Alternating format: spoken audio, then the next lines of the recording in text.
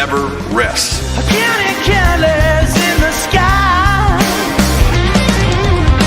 What a thrilling time to be alive. Happy Thursday morning. It's the Georgia Show here on the Dawgs HQ YouTube channel. Appreciate everybody tuning in today and getting their. Thursday's the new Friday, man. You're getting the weekend started today.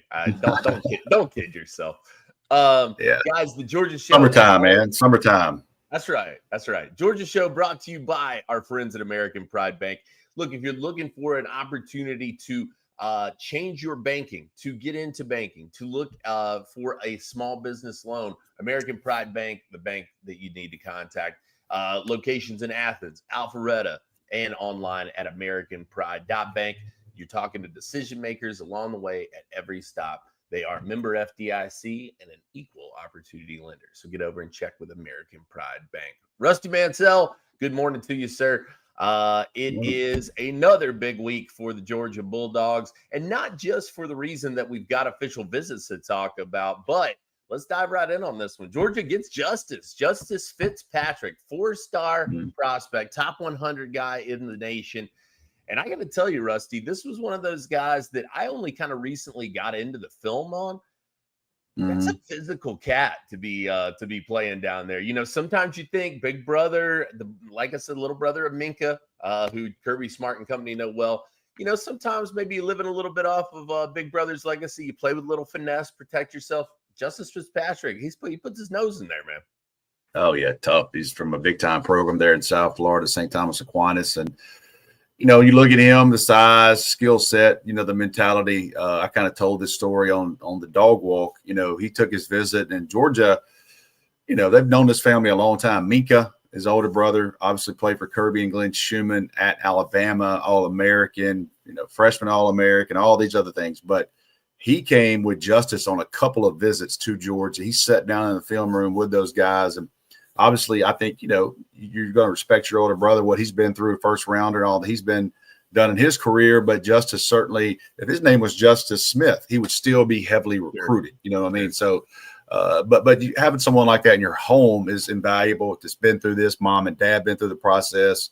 I was told they met with Kirby, and things went well, and went downstairs and was saying coaches bye to some coaches and said, you know what, we're not leaving here without committee. So they go up Sunday night or Sunday afternoon and silently, you know, verbal to Kirby. And I think it made everybody in the building. There was some juice in the building from what I heard. And he went public a couple of days later, not expecting him now to visit Ohio State. Ohio State was the other school here that, you know, ironically, it's not Alabama. It was Ohio State that was the biggest competition. And, you know, he held true and went public with it, and he's in this class now for Georgia. Charles Power loves it. This is a guy that's a sub 100, a sub 1100. I think Charles texted the day said he ran 5 times this spring, under 11 and 100 at his size. So you look at that guy, this is exactly what Georgia's looking for. Physical, long dudes, man, that can run. Yeah, you know, the other thing that really stands out to me about this, obviously there's the deep Alabama connections, of course. Everybody's going to point to that, and probably, you know, there was some consternation, some discussion as to where Alabama and where he fell on Alabama's board, I guess. Georgia seemingly no concerns throughout. Like you said, they know what they're getting. They know what the Fitzpatrick family is about. And, you know, it's kind of crazy, though, to see a guy who would be a legacy for Alabama, you know, follow Kirby this many years later. But, hey, I'm sure he's more than happy to get it. Almost 6'1", 195 pounds. To me, Rusty, this defensive back class is taking shape in a way that people, I think, probably hoped when you added a recruiter the caliber of Travaris Robinson and a guy who was well reputed on the trail in Dante Williams. You've got Zach Ford in now. You've got Keelan Jones. You got Jordan Smith, and now Justice Fitzpatrick in the mix. This is shaping up to be a really nice cycle for the defensive backs in this one. I know sometimes Georgia fans get a little bit frustrated, and it is what it is. But they, you know, they're used to winning every single battle. But I'm one of those ones. I really don't worry about the DB room, man. There might be a miss here or there, but they trust their evals. I think with a team This head coach is Kirby Smart, and he's got some elite guys, I think, in that room. This is a big one, man, for Dante Williams. I mean, Dante Williams is the lead recruiter on this. Glenn Schumann knew the family. They knew him. I think I saw Justice retweet a picture of Minka's first day at Alabama that Glenn Schumann posted. So that said a lot. But I can tell you, Dante Williams, this was his, he's been here now over a year, and he's got his, kind of feet settled into Athens. And he came over from USC, and this was a big win for him, man. And this is a kid they locked in on for a long time. And Dante Williams, defensive back coach of Georgia, got this one done. Yeah, man. There was a little bit of hand wringing, I think, going into this cycle when it came to defensive back. And look, let's call it what it was. It was a bit thin last cycle. In terms, especially of cornerback, you were real light there. But you're off to a great start this year. Jordan Smith, one of those guys I feel like we've discussed could potentially play safety or cornerback as needed. A tremendous athlete. Got a couple of top 100 guys here now in the mix in the secondary. That's huge, man. And look, it took a cycle, kind of like we cautioned people it might, to get away from Ellis Robinson and DeMello Jones, because guys know walking into that room, I'm probably not going to come in as a freshman. And I'll follow those two. I'll follow them two kids. Ellis Robinson, number one cornerback in America. So that what's coming in behind that. And Georgia's going to face that in the 2027 quarterback class when you get a kid like Jared Curtis in front of it. It's going to take somebody that really wants to be at Georgia. So that's certainly when you take the DeMello Jones and Ellis Robinson, not a whole lot of people in line going, hey, I want to get some of that every day. I want to compete with those guys every day. Is what it is. Yeah, you get a guy like Justice, though, and you've got Minka as the older brother. And to me, that's so – listen, the kid is getting incredible coaching at St. Thomas Aquinas, one of the best programs in America, regardless of state. Just an absolute powerhouse, and have been for a couple of decades now. This is a tremendous high school program. But you also have the added advantage of, oh, yeah, your brother was an all-American defensive back, has been a very successful NFL player, and you're getting that coaching to go along with that as well, man.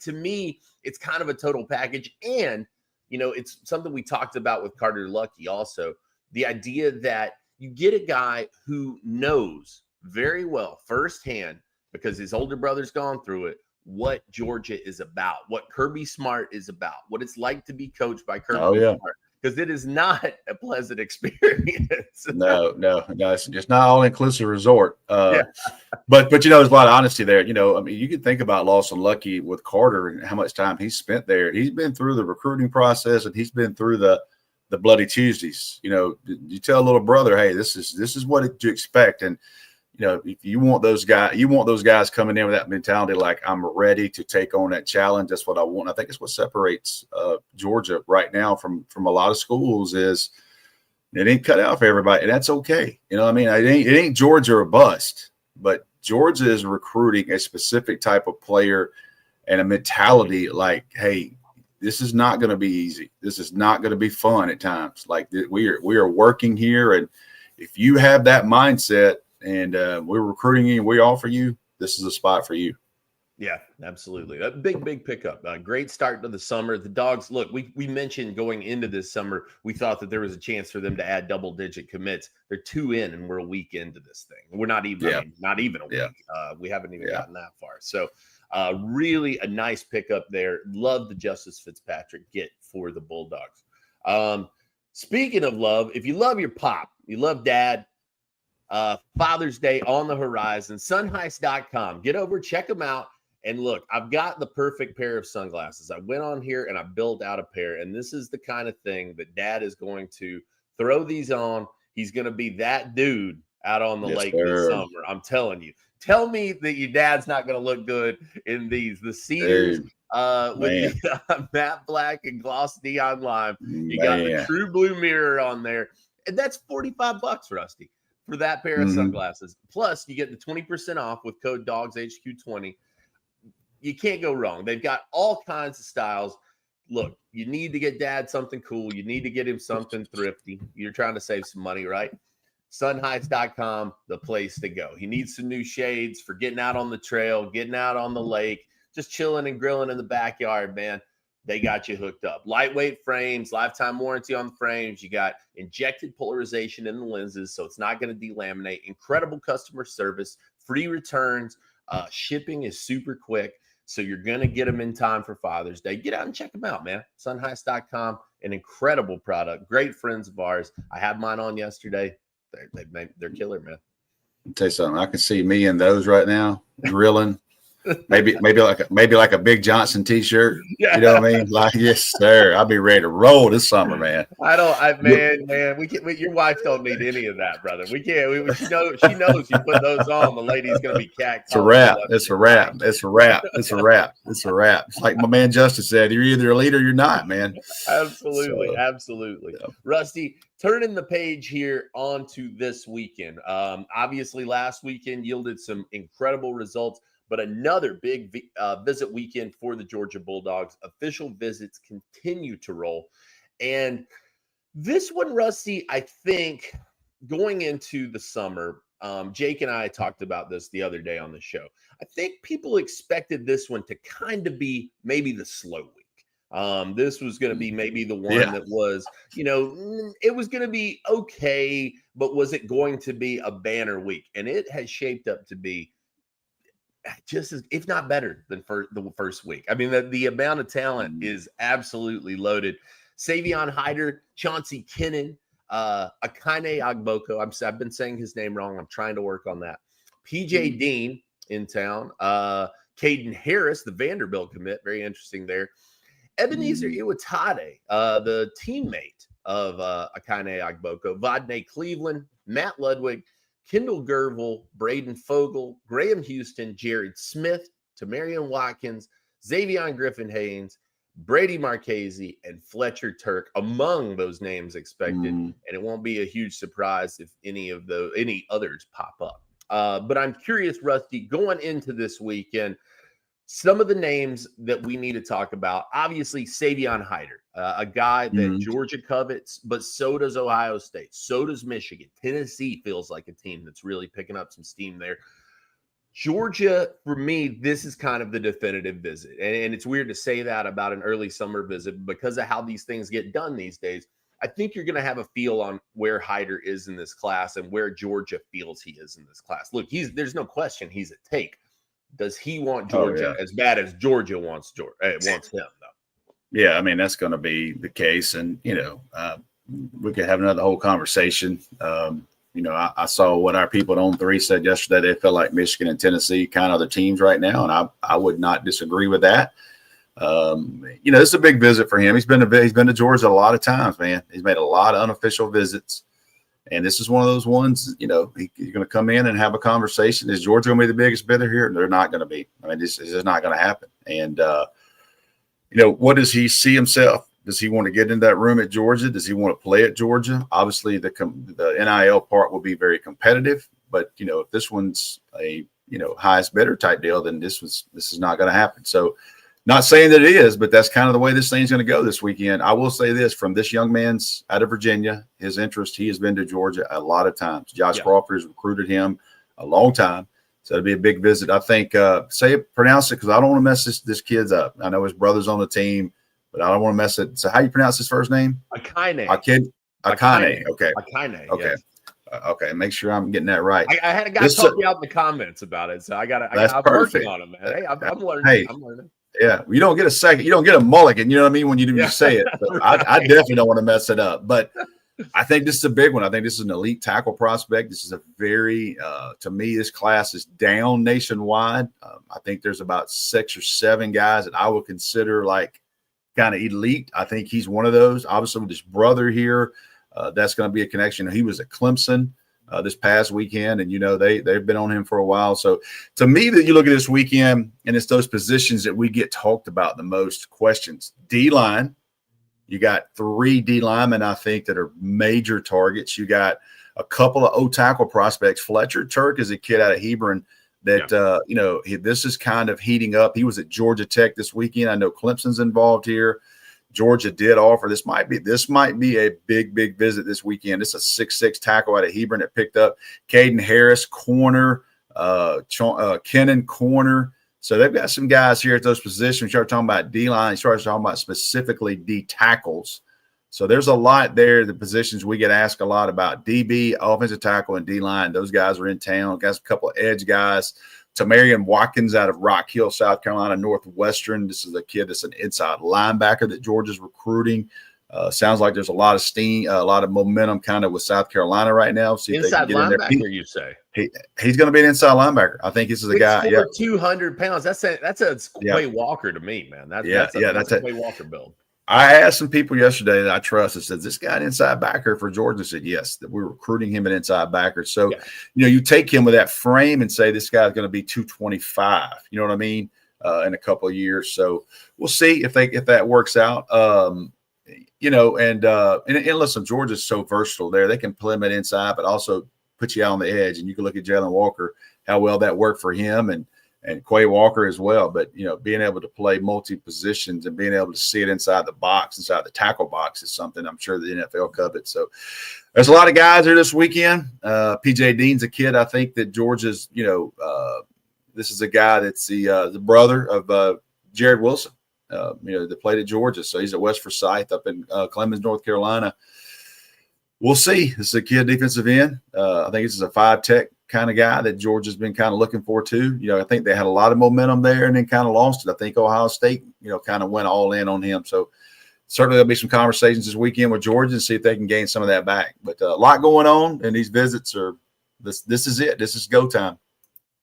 PJ Dean, definitely a name, obviously, Rusty, that interests me. But another guy here that it feels like we've heard momentum about throughout is Chanty Kennet. And I mean, at one point, I feel like 3 months ago, we were kind of just in holding pattern. Okay, is this guy going to make a decision? And at that time, it felt like it was Georgia.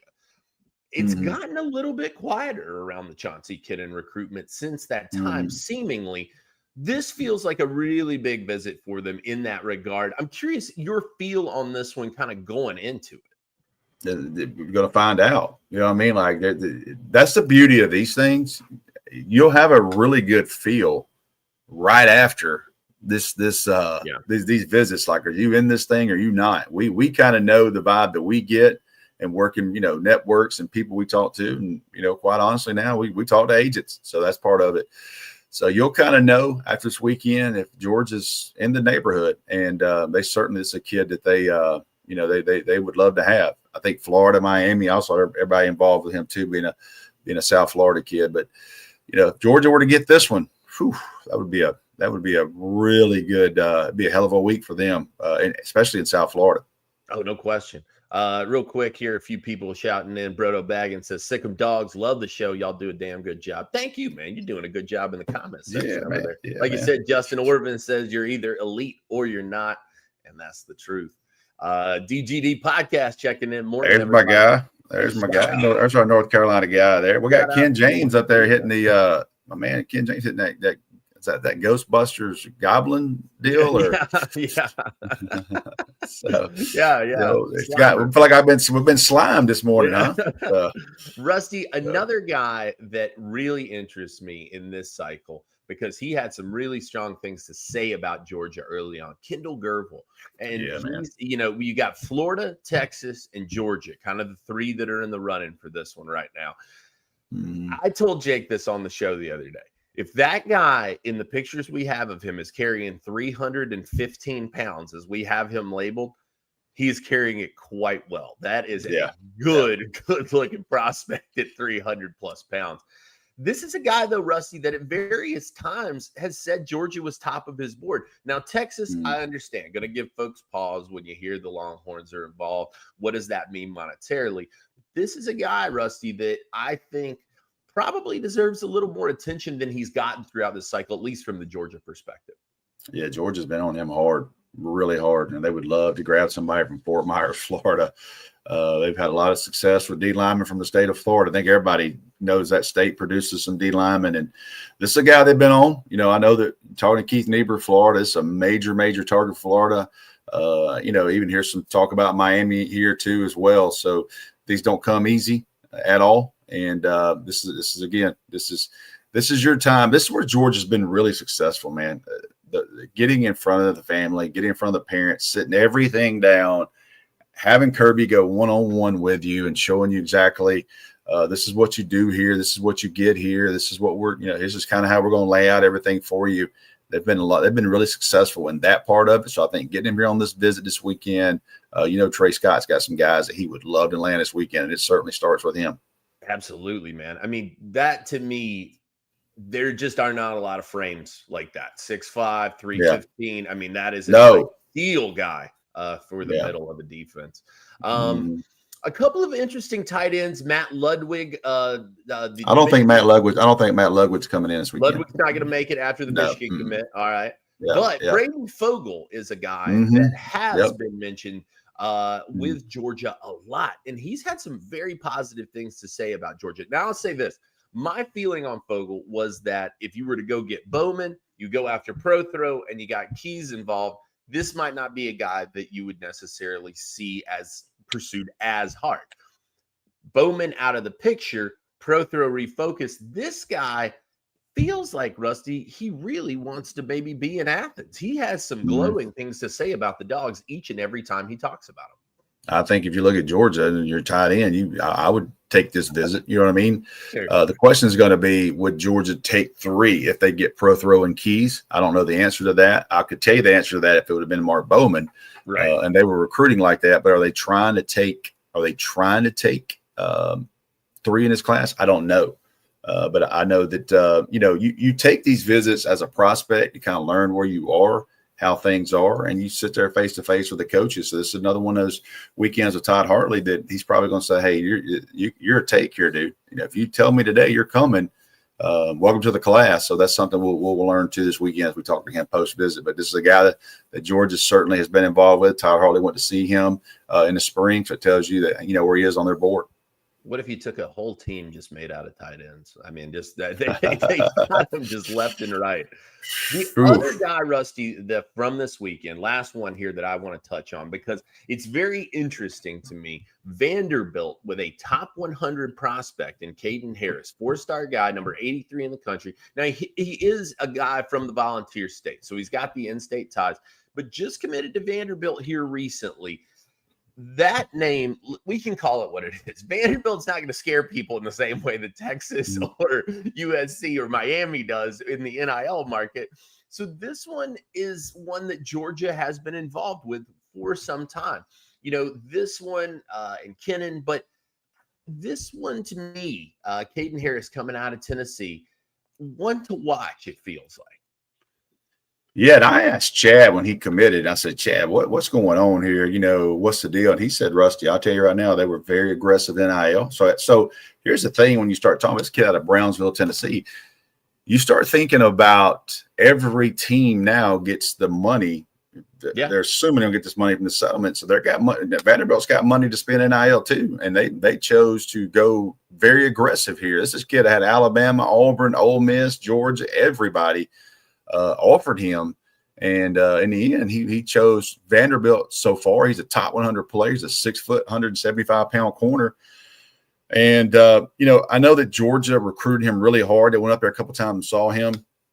I think when he committed to Vanderbilt, I think that the understanding was that I'm still going to take this OV to Georgia. So this is a big one. This is one that I feel like that we'll know pretty quickly after this. Sure. Maybe some point next week we're going to know, like, is this kid sticking with Vandy, or is Georgia, put enough in his head this thing could turn. So don't discount it being Vanderbilt, because I do know they have money now, and but everybody gets that, and you choose the way you want to spend it. And I was told from Chad that they were very aggressive with him and made a big offer to him, and he took it. So we'll see.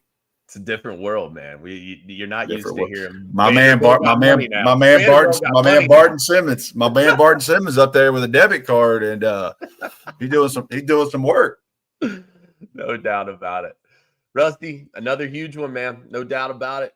Guys, we will have it all covered for you over on Dawgs HQ. Make sure to get over, hang out with us over on the Dog Walk message board. We'll have visit recaps from Steve Wilfong, Chad Simmons, Jeremy Johnson, and I'll be working it. Rusty will have the notes coming. That's all happening. Get over, check it out, hang out with us. 'Tis the season.